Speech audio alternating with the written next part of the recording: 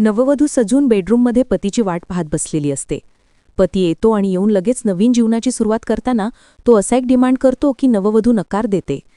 तिचा लकार मान्य न करता तो असं काही करतो की तुम्ही ऐकूनही चकित व्हाल, आणि ती नववधूही खूप आश्चर्यचकित होते. नेमकं या दोघांमध्ये काय घडतं, पती आपल्या पत्नीवर नेमकं काय करतो, हे सर्व जाणून घेण्यासाठी व्हिडिओ पूर्ण पहा, स्किप करू नका.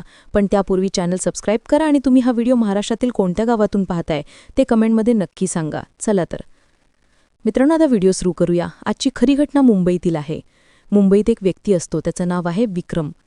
विक्रमचं वय साधारण 22 ते 23 वर्षांचं असतं. विक्रमचं लग्न नेहा नावाच्या अतिशय सुंदर मुलीशी होतं. नेहा सजून सजून सासरच्या घरी पोहोचते.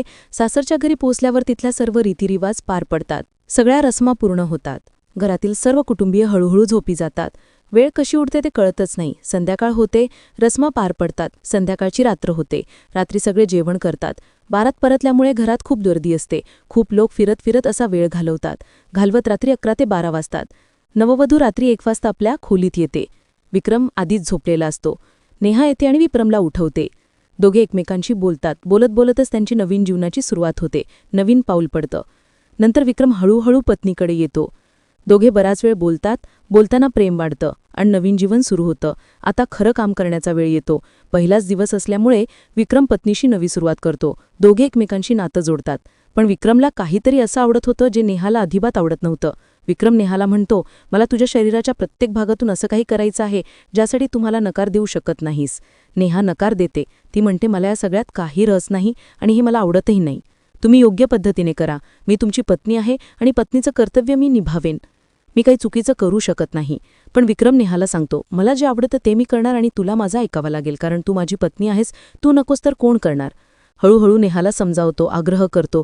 काही वेळाने नेहा मान्य होते, पण तिला आतून भीती वाटते, कारण तिने कधीच असं काही केलेलं नव्हतं, ऐकलेलंही नव्हतं. तिला वाटतं, भगवान जाणे काय होईल. विक्रम सुरुवात करतो तेव्हा नेहाला त्रास होतो. ती ओरडू लागते, नकार देते. पण विक्रमला एक प्रकारची सनक लागलेली असते. त्याला जे करायचंय ते करायचंच. जोशात तो असं काही करतो की नेहाची चीड घराबाहेर पोहोचते. घरच्यांना चकित करून टाकते. घरच्यांना वाटतं, हे काय चाललंय. ते विक्रमला ओरडतात, विक्रम काय झालं. त्यांना वाटतं कदाचित दोघांमध्ये भांडण झालं असेल. नववधू नवीनच आलीये. पण विक्रम म्हणतो, काय नाही, फक्त थोडं काही झालं. घरचे शहाणे असतात, त्यांना कळतं की काहीतरी गडबड आहे. विक्रम नेहाच्या त्रासाकडे दुर्लक्ष करतो. रात्रभर असंच घडत राहतं. पण सकाळी सूर्य उगवला की नेहासाठी दिवस खूप कष्टदायक असतो. चालण्यात फिरण्यात त्रास होतो. संपूर्ण शरीर दुखतं. डोळ्यात झोप नाही, फक्त थकवा आणि वेदना. लग्नाच्या रश्मीमुळे खूप लोक नेहाला बघायला येतात. रश्मीनुसार नेहाला सगळ्यांसमोर बसावं लागतं, पण ती नीट बसू शकत नाही, सतत हलत राहते. हे पाहून सासूला विचित्र वाटतं. तिला वाटतं काहीतरी समस्या आहे. सासू नेहाला हळूच विचारते, नेहा तुला काही त्रास होतोय. बसताना समस्या येते का. सासूला कळतं की नेहा शारीरिक त्रास सहन करते. नेहा काय सांगणार. लज्जेने ती बराच वेळ बसते. नंतर रस्मा पार पाडून ती खोलीत येते. त्या दिवशी खूप लोक आले, पण नेहाचा त्रास कायम राहतो. रात्री पुन्हा विक्रम नेहाजवळ येतो आणि सांगतो, मला जे आवडतं ते करायचंय. नेहा सतत नकार देते. विक्रम मानत नाही. नेहा झोपून जाते तर विक्रम तिच्यावर पाणी मारून जागे करतो. नेहा म्हणते, जर पुन्हा असं केलंस तर मी घरात सांगेन, माहेरी सांगेन आणि तुझ्याबरोबर राहणारच नाही. विक्रम तरुण आहे, नेहाही तरुणी आहे. विक्रम नेहाला पत्नीप्रमाणे नव्हे तर मैत्रिणीप्रमाणे वागवतो. हे नेहाला वाईट वाटतं. विक्रम प्रत्येक गोष्टीत परिपूर्ण असतो. नेहा सगळ्यात नाही. तिच्या साधेपणाचा फायदा विक्रम घेतो. असंच वेळ जात राहतो. विक्रमची सवय सुधारत नाही. तो नेहाला प्रत्येक प्रकारे प्रेरित करतो. नात्यात गोडवा वाढतो.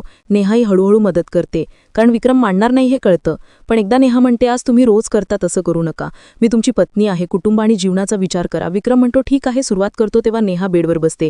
बसताना तिला खूप वेदना होतात. तिला वाटतं काहीतरी गडबड आहे. विक्रम चकित होतो. नेहा त्रास सहन करू शकत नाही. ती विक्रमला बघते आणि चकित होते. म्हणते, मी तुझ्याबरोबर राहू शकत नाही. विक्रमला हे सहन होत नाही. नेहा नकार देते, पण विक्रम मानत नाही. नेहाला आचार असतं, ती सगळं सहन करते. विक्रमला यात मजा येते. रोज असंच होतं. नेहा त्रास सहन करते, पण वेळेसह ते दोघे जुळवून घेतात. नेहा परिपूर्ण होते. महिनाभर असंच जातं. विक्रम नेहाला म्हणतो, मला पुन्हा तेच करायचे. नेहा नकार देते, कारण त्रास होतो. विक्रम जबरदस्ती करतो. हे असं काही करतो की नेहा चकित होते.